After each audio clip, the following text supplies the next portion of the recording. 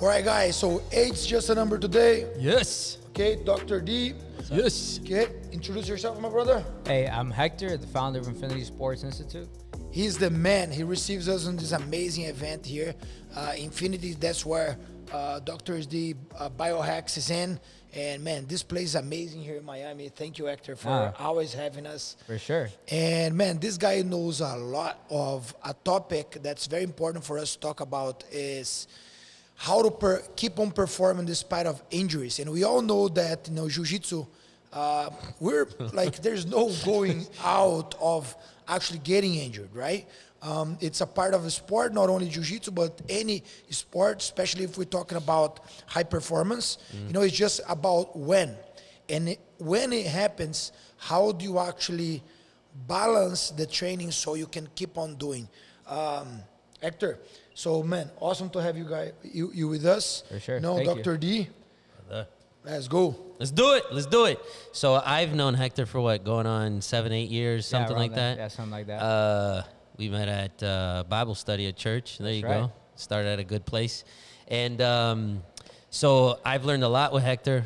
We were just starting the podcast now, right before the podcast, and I was like, Hector, can you please spit out all your game on the fascia, compensation, which I'm a victim of. Hector had to set me straight, literally. For sure. So Hector works with the NFL, he's repping right now, Tampa Bay. I have athletes in Super Bowl right now. Watch the Super Bowl. Don't miss it. Yeah, there you go. So this guy, he has gifted hands, and he works a lot with this. So today we're going to be talking a little bit about musculoskeletal. Hector, what is, you understand jiu-jitsu, you're friends with Cyborg, different kind of sport. I know you work a lot with NFL, et cetera, but what do you see a lot in, these kind of grapplers? Yeah, just a pointer here, just to talk a little bit about this before Hector jumps in, is that whenever it comes to high performance in sports, and I see about jiu-jitsu, it's almost impossible for you to stop training every time you get injured, because if you do so, actually you're not going to train. You're just going to be on the sideline. Yeah, right? That's right. And that's going to happen with most of the sports. On my case, for instance, every time that I've injured myself was always an opportunity of evolution. Yes. Because every time I actually have an injury, I have to change the game. I have to change the way I move, change the way I position myself on still adapting, so I can still adapt and make it happen. Yeah. And in the middle of a game or in the middle of a fight, guess what? Injuries will happen. And another thing that's super cool is that whenever you actually used to train injured, you actually able to make it up as it goes and still perform really good. So that's what we want to talk about, Hector, because most of high performance athletes, they have like minor injuries or injuries all the time, and every time I come here and I do my analysis with you guys and you guys work on me, there's always the tweaks that you guys do on my body, because man, 40 years old, porrada for 20 plus years, you know what I mean? Yeah, so sure. I would like to talk about all that great stuff. Yeah, so I love that you mentioned that, because our philosophy is to not have our athletes stop doing what they do, right? That's why, I've invested countless of hours, countless of years really studying neurology, right? So I initially studied exercise physiology, had to go back, study neurophysiology, pain science, the neuroscience, because the last thing we want one of you guys to do is to stop training, right? Because that's the only way you're going to stay on top. Yeah. And the key to it is your nervous system, right? I know we're talking about musculoskeletal system, about moving and your biomechanics. A lot of athletes hear about that, the biomechanics, but that really doesn't matter. What matters is what happens at the brain, right? The way we receive information, and then the brain sends a signal out for our body to perform the task or the movement. But here's where fascia comes into play, right? That electrical signal that runs from the brain down to the muscles, to those motor units, that electrical signal runs through the fascial structure. So fascia, for the people at home, fascia, if you get a chicken breast, I love saying this, I know you said this before the podcast, I always explain it this way, that little thin layer of film over that chicken breast, that's fascia. So think about this, your fascia encapsulates your entire body. It's like a bag around your body. It's the most valuable material or tissue in your body. It holds your muscles together. Now they've seen in research that a lot of the contractual forces when you produce power happens in the fascial structure, not even in the muscles. Right? So If there's damage to the fascia, when your brain sends out that electrical signal, your muscles are not going to work how they're supposed to. How do we damage fascia? Surgeries, right? Animal bites, really deep, traumatic injuries in the tissue, right? Like tears in the muscles and stuff like that. Because when that muscle tears, you're going to restrict a lot of the stuff that happens in the fascia. So now these electrical signals that are supposed to go throughout the entire body and then conduct electricity and have those muscle fibers contract and do the action, don't receive it. You know what I'm saying? So these are the things that if you want to continue training, we got to dive deep a little bit into the fascia. Okay. Right? Because the last thing I want is, let's say, for example, if you're hurt, last thing I want is for you to stop training. You know, I hate when doctors, I always fight with the sports med docs, right? They're like, hey, we got to shut him down for the next week or two. And you know what I say? Yeah. I say, okay, for sure. They come over here and then they go and they break a record. I have stories of doing that for so many times. It has happened to me so many times, multiple times that I've done like surgeries that I couldn't. Literally, one time I had a AC joint separation and a rotator cuff there, and it was exactly 1 month before EDCC. I was fighting in New York, and I got dropped on my shoulder, man. I could sit on my own.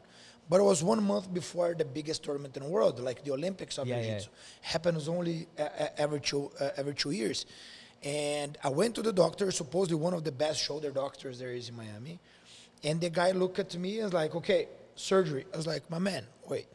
I came here so to tell you I have 1 month to be ready for my event. What can you do for me? It's like surgery. I was like, no, you don't understand. I'm not doing surgery. I'm fighting in 1 month. If I do surgery, I'm not fighting in 1 month. What can you do for me? It's like, oh, well, bye. I got back, physiotherapy, took care of myself, fought the event, and took third. You know, I of course, I was very limited with my movements, and I could barely train for the event. Actually, I didn't train at all. I just went and fought. You know, but that's a real champion right there. But I made it. I made it to the podium. You know. Yeah. There you go. So like I always talk, 'cause sometimes these injuries happen because those electrical signals are not getting to where they're supposed to, and then the muscles that are supposed to protect your joints aren't firing and working how they're supposed to, right? And how do we know that, right? Because our body can compensate. If you hold your breath, your body, your entire nervous system will compensate any movement that you want, right? That's creating intra-abdominal pressure. But then you're going to get hurt. Right, so a lot of our athletes that walk in here and they say, hey, look, I hurt my back, I can't walk, I can't do this. The real problem isn't their back, or the real problem isn't your shoulder. The real problem could be your left big toe. The real problem actually could be a scar that you had from 10 years ago, 15 years ago. That scar could be diluting the electrical signal from the brain, so now the muscles that are supposed to protect your shoulder are not receiving the signal. So now you're working at 10%. If you get dropped and your muscles are only protecting 10%, you're going to get hurt, right? So my goal is to find out why that happened, right? And that all comes, we're going to talk fascia and the nervous system, right? Your body is powerful. Your body's going to be able to compensate. So we've had athletes here. I have NFL running backs that their entire left leg doesn't work how it's supposed to. But they're in the NFL. Well, their body is compensating, but as that compensation increases, now you're going to get hurt. What was that you had an athlete? It's a difference in muscle size and quickly, in what was it, like 2-3 weeks? No, so it was, so he had 24 pounds of muscle on the right leg, 20 pounds of muscle on the left leg, chronic knee issues, chronic left hip issues, back issues. Within a 21-day period, he had 26 pounds of muscles on the right leg, 26 pounds of muscle on the left leg. Okay, but how do you do that? It's not working out the muscle. Yeah, so it's not working out it's not working out the muscle. So now we're going into the brain, right? Signals. So it's a signaling. So our job during our evaluations, we assess these pathways, how these muscles are signaling. We find out what muscle is working, what muscle is not working, and when we find out what's not working, then we go and we start working on your tissues. The first thing I'm always going to go to is scars, right? If you had a surgery, that tells me you damaged the fascial structure. If you had a dog bite, if you stepped on glass, if somebody stabbed you, whatever it is, if you have a scar, you damage the fascial structure, right? And in damaging the fascial structure, those electrical signals are not going to that scar. They're not going to the muscles. They're going to the scar. So now that scar is absorbing all that electrical signal. And guess what? The muscles that are supposed to protect you are not working. And if they don't work, little by little, you start losing that brain-to-muscle connection, that pathway, right? That's just how your brain knows how to activate something. And you start losing it. And eventually, you lose it altogether. Wow. Is there something you could do, like, you know, for people watching us at home, et cetera. Any kind of yeah. exercise. Yeah. Of how, Yeah. Because this sounds complex, even to me. I work with, you know, I'm like listening. I'm like, this is the first time I'm, you know, when I in medical school, I never learned this stuff. You know, fascia. They don't even talk about the fascia, and Yeah, I for graduated sure. 5 years ago. in I med mean, school. the simplest thing is like if you do have, let's say you do have that surgery, if you had a surgery in the past, or look at your scars, right? You know, you don't have to go through a whole assessment. If you want to figure out how those scars are affecting you, then yeah, we can assess you. But if you're at home right now, all the scars that you have on your body, start rubbing them. Why? Because what you're doing is you're starting to kind of like reconnect those tissues together. Because when you have a scar, you know, like me, I have a pretty big scar right here, right? That looks really nice and clean, but underneath that, it was really ugly before. So it's just a junka, it's just a huge ball of fascial structure just absorbing energy. So you gotta like rub it, rubbing it and working on a different vector. So if you can find, you know, what way the scar moves the least, rub it that way. You know, 3, 4, 10 times a day, all day, rub it. Because then eventually like that, and then whatever you have issues or whatever you have pain in, train that muscle. I like to use that explanation for like the scar thing. I at first, when they first explained this to me, I was like, But think about like you having spandex pants, right? You cut it and then you just suture it with the regular sewing line, right? line, yeah. And then you pull it. You see, when you pull it, it's not going to stretch the same. It's not going to be doing what it was designed to do, right? So Yeah. I guess that's the same thing, yeah. The body's more intelligent, so giving it a little bit of a rub-a-dub-dub, you know. Yeah, definitely. And try to find the way it doesn't move, and that's when you start moving it, right? And for example, like if you have tight hips, right? Your tight hips are probably, it's not that they're tight, they're probably not working. So if you have that lost connection, and 90% of the athletes, individuals I see in here, their hips don't work. Right? I saw one of your guys from Fight Sports a while ago, a couple weeks ago, and he's like, yeah, my hips are just really tight, you know? So I've been like digging on them, I put it on the crossbar on them and whatever, and guess what? He's just messing himself up because the muscle is tight because it's atrophied. Let me ask you something. So you'll commonly see big dudes, NFL guys, sometimes, you know, like those, you know, videos on the internet, them doing ballet, right? And they're like swift movements, etc. I've always, like, I'm curious on the fact that, okay, you have a big guy, does strong movements, etc. Why do they do these kind of activities, right? Do you recommend anything? For example, you caught me compensating. I started to lose my squat. They fixed me because I was compensating. I was recruiting the wrong muscles. And when he started telling me that, and for me, it's kind of hard to understand that, you know, 'cause I'm pretty athletic. I can still I'll do a standing back flip right here, right? He didn't believe it. He will. I've seen In it. shoes. Yes. In shoes. Yes. He challenged I've me seen one it. day. I was With the tight pants. With the tight pants. Yes. He's done it. He did in the gym. I was like, Hey, what? listen, as long as my pants are stretchy, we're good. Jeez. But yeah, because you didn't believe me, and I was I like, didn't believe it. Yeah, but anyhow, so as it relates to like these, you know, when you're recruiting muscle fibers, etc., what can you do? You know, because the purpose is for us to help everybody out there. You know, Yeah. I know a lot of people that are listening to us will never walk through these doors, but so what can you do at home? A jiu-jitsu athlete or whatever kind of athlete that person is, especially like, you know, the 40-year-old athletes. The name of the podcast is Age is Just a Number, right? So that athlete that doesn't want to retire, that wants to keep going, what can you do? Is there an activity that, and I'm asking you wholeheartedly because I've been thinking about this. I'm like, you know, I went to Mexico. I got my first massage in my life. My wife convinced me to do that stuff. I'm like, nah, I don't know about this. But you know what? Bro, I mean, she was doing elbows. She was hitting me with these stones or whatever the heck it was. I felt great afterwards. Is that something, should a guy that puts himself under so much stress, is there something we should be doing, like stretching programs, all that stuff? What's your thoughts on that? Yeah, definitely. I think if they get like assisted stretching, like you yourself stretching, you're not really going to be stretching those fascial structures. Right? A lot of the tension is in the fascia, like we said, right? The power, the tension. When you explode on somebody, that's not your calf muscle. That's the fascial structure that has all that energy absorbed in there and it's helping you take off. So, you know, you athletes that are constantly constricting that fascia and getting energy pressed on that fascial structure, you need to do fascial stretching. So get assisted stretching. You know, lay on the table, have somebody stretch you. I prefer that over a massage. Why? Because sometimes when you get a massage, right, the lady or the gentleman giving you the massage goes too hard. And when you go too hard, you trigger your sympathetic nervous system. That's that part of the nervous system that is fight or flight. So two things are going to happen when you get these deep tissue massages where you get pain. One, your brain is gonna say, man, I really don't like this. I'm kind of scared. I'm gonna retreat. I'm gonna flight, right? So then your nervous system stops recruiting those muscles as well as they're supposed to, right? And then secondly, right, what will happen is second, your brain is gonna say, man, they're beating me up. I'm gonna fight. So the next day you're gonna be tighter than you've ever been before, right? You've probably experienced this before. I'm not a big fan of massages. Yeah, I somehow, I don't really like having massage, man. Like if I have to have a relaxing massage is something, but like even though How do you de-stress your body from all that? me, I don't. You go to the water. I don't. No. I do go to water. Like I do just like other Yeah, that's activities other than jiu-jitsu, which I believe is really important. Yes. Yeah. Another thing that I do is yoga. Oh, I love you do doing yoga? Yeah. Okay, yeah. Once a week, I do yoga. Even more depends on the time. You know, Maggie teaches great class yoga where I like to go to this yoga studio in South Beach that has hot yoga.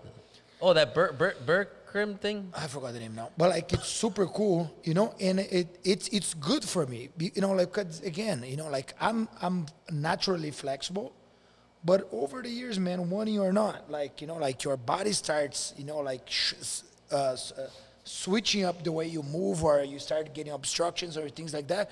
So even though like right now, for instance, I haven't been doing yoga for enough time where I see that my flexibility is not as good as used to be. And I do believe that flexibility is one of the most amazing things for injury prevention. Because if you're all tight and if something happens, you get exposed to a position that you shouldn't be, you're going to get injured right there. Oh, you said something even more important. I love it. You said you got exposed in a position that you're not used to being in, right? That's how you have to train. There's no right way of training, right? The real world isn't perfect. You know, you go into a squat, they're like, oh, do everything perfect. It's not, because when you're throwing somebody, you're in a very unique position. That's it. And you're going to be exposed to very unique positions every single day. For instance, in jiu-jitsu, a lot of times you have to invert, right? Where you like your back's on the floor and your legs touch your legs touch the floor. If you're not used to folding, if you're not used to that, you can easily pull a muscle on your back or even injure your spine or things like that. Just because you don't bend. Right. But if you would, that would be much more of a natural thing for you to happen.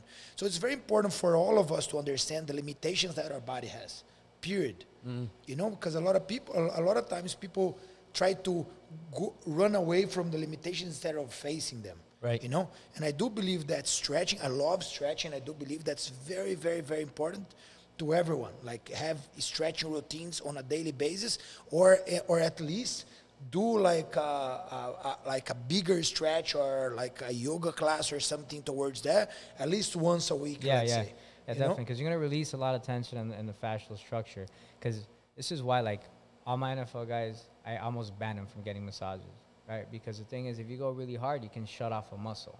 And then especially, guys at home, if you feel like your hips are tight or your hamstrings are tight, stop digging in on them, right?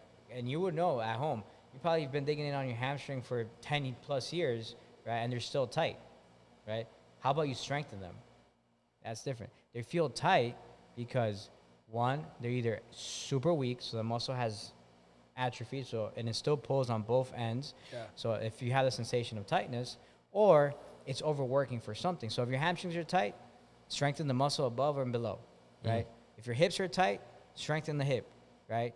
Like this. That's a lot more important than digging in on it. And then if those muscles are tight, you dig on them, you shut them off even more. It gets to the point where your brain says, you know what, I'm going to create pain. That's always, so when I was younger, I did a full tear of my ACL, meniscus, sparring. Yeah. You know, just like that big pop, you know, like, and then my physical therapist at the time, they're like, and I was training hard. I was, 20-something? And she's like, oh, you need to strengthen your quadriceps. I'm like, lady, I was like squatting heavy. I'm pretty strong for my size, but I remember I was like squatting 315 at that time, like nothing. And then I'm like, dude, how the heck does that work? You know, because lots of times, you know, like, how did I have an injury like that? And she was telling me, you know, it's because you were in, you know, that area wasn't strong enough and thus didn't protect the ligament. So, you know, a lot of us, I think we have these issues of compensation muscles not being activated appropriately. And, you know, we start to run ourselves into issues, right? So would the yoga, the stretching and so forth, would that help with that? And when you say strengthening, like how do you do that? How do you strengthen a specific muscle area? And if so, it's always important for us to stretch after the activity, never before the activities. Never before. There's a football player. He says he asks this question: have you ever seen a tiger stretch before it catches its prey? Exactly. You don't, right? Because the Wow. thing is, when you elongate the tissues, you make it harder for it to recoil, right? Contract and recoil. So when you stretch it, you diminish power. What you have to do is you got to prep your nervous system to recruit those muscles. So one of my favorite things for people at home is isometric exercises, right? So rub that little scar you got going on, and then they say do an isometric squat, do an isometric lunge, do a plank. So that answers my question. That would activate those weird muscles that, for example, okay. Yeah, so because for example, if you load it, then your body's gonna go into compensation. Remember, your brain is geared for survival. Your brain is gonna find a way how to survive under that bar. Why do you think our athletes? I never put them under a bar. That story that we told about the athlete with 4 pounds less of muscle, we gained 8 pounds total of muscle in the lower body without touching 1 pound of weight. Wow. Without not 1 pound of weight. How do we do it? Through working on the scars, working on a couple of different things, and then isometric exercises. Because we have to force the brain to recruit those fibers. Because think about it, the scar blocks the signal. We rub the scar, we mess with the scar, we call it here vectorizing the scar. We vectorize the scar. Okay, we close the short circuit, and now we force the brain to recruit those fibers, right? And now when your brain recruits those fibers that it hasn't recruited in a really long time, guess what it does? Those fibers grow, right? Because what if you were only recruiting 10% of the muscles in your shoulders, and then we do all this stuff, and then you're at 100? It might be a little bigger, Right. And you're going to have a lot more to protect yourself. Yeah. So isometric exercise, rub the scar, and do yoga. Do things that are different. If you play soccer, all right, go to jiu-jitsu. Yeah, and if you are going to stretch before an event, you do active stretch, right? Like active stretch. We do active stretch. Like typically the protocol that we follow here is we start everybody through like 4 different active stretches that incorporate the entire body. And then I do some form of like power movements, jumping, stuff like that, because then that wakes up the nervous system. Yeah. And then we go into our isometric exercises. Yes. Or sometimes, depending on the athlete, we'll do the isometric exercises after the dynamic stretch. And then we're going to do some form of ballistic or plyometric movement, jumping push-ups, clapping push-ups, jumping on the box or jumping off the box and then jumping, because that's going to recruit the entire nervous system. Run that protocol again, those 4 steps. What is it? So we'll do a dynamic stretch, 3 stretches that incorporate the entire body. Yeah. Cool. And the way we're moving is we're trying to stretch the fascial lines. So like touching your toes opposite while turning your hand, you're going to stretch one entire fascial chain, right? Doing a lunge and rotating, you're going to stretch out another, so we focus on stretching these fascial structures and a lot of rotations in our dynamic stretches. And then we're going to do an isometric exercise. We'll do like an isometric split squat. We'll do a plank, right? And then maybe, a side plank with the leg lifting up so we can get those fascial lines as well. Turn those muscles on, those fibers on. And then we do like some form of jumping or power-based stuff. I trust me, at that time, you're going to be like, ready to go. Ready to go. That's stuff. Like one time, man, on a Saturday, I went to a yoga class in the morning, to hot yoga too. So like I was really stretched. And I wasn't supposed to train, right? But then I come to Fight Sports, and there's new meat on the mat, right? So like I go there, and there's like this like really good jiu-jitsu guys on the mat, and I was like, you know what? I'm training. So then I put my gi on. I'm like, man, soon enough. Like it's the first motion. The guy was a really good wrestler. He shot in my leg. I sprawl. Just from turning, I felt the entire muscle of my quad just ripping apart. I was like, I knew I wasn't supposed to do it. But, that's one of those things that, like might happen. So, like, if you guys are, like, are to train, never stretch before training, like real stretch, Like, if you're going to do dynamic stretching, we do it a lot, and I really feel, like, awake and ready to go. But, like, it's, you have to really got to know what you're doing. Yeah. So I think if you give us a quick summary on a few things that you would suggest, people could do at home, just a couple of the points you already said, and Yeah, to so- add some value. So biggest tips: if you feel something that's tight, don't massage it. That's number one. Okay, definitely don't massage it. Don't massage it. Don't massage Don't it. like those guns. We're gonna go to the guns. So those guns don't relax your body. So if you're like really tired and the muscles really sore or really tight, stop using that, because you know what it does.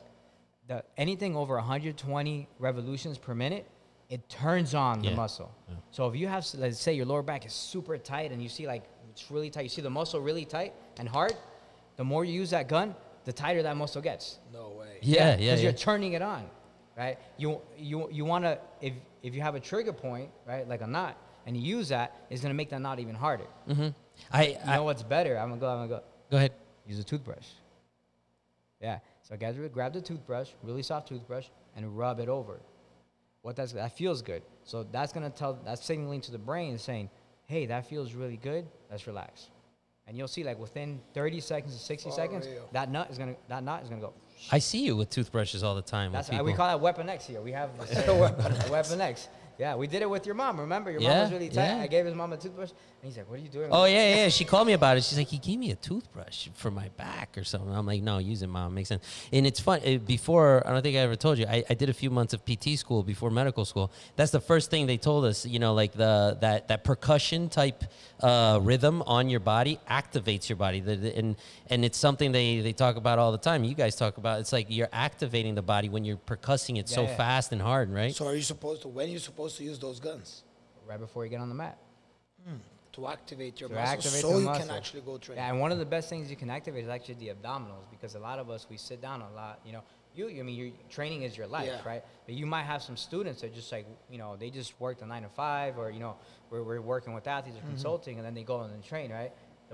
I think the most important thing to do is grab that little gun, go in the front, 15 seconds on the quads, 15 seconds on your hips, 15 seconds in your abdominal structure, 15 seconds in your lats. Mm-hmm. Go and fight. Ready to go. Fire. Do it on the glutes. 15 seconds in the glutes. That's That's value good. right That's there. good. That's No, fire. I'm telling you, That's good stuff. You do that. And then the that's gonna turn toothbrush to everything. relax. And the toothbrush to relax, right? So like, say if you're gonna get on the mat, you're gonna roll around, and your trap is really tight, and you're having some pain or something is bothering you, or to say your forearm. I'm sure a lot of you guys get stuff, right? Yeah. Grab the toothbrush and then just go like this. The right soft before- part. The soft part, yeah. Soft part. Or if you don't have a toothbrush, just go like this. I actually did that with Carlton yesterday. His forearm, his wrist was bugging him. It was coming from one of the muscles here. So we just rubbed it, 30 seconds. We went and started moving the wrist, no pain. Wow. So it's very simple. So gun to activate, toothbrush to relax. Don't stretch a muscle if it feels tight. Strengthen, activate it through an isometric exercise. That's what I recommend. If you have any scars on your body, rub them at least 30 seconds, at least 3 times a day. And then right after that, you do the isometric exercise. That's awesome, Hector. Man, thank you. No, for sure. Great For value. sure, man. Yeah, I think you added value today. A bunch of people, Great man. value for today. That's for awesome. sure. Appreciate Guys, really hope that you took like some value key points from the podcast today. Fire. We're having a lot of fun doing this to you guys. I really hope that you guys are having a good time there as well.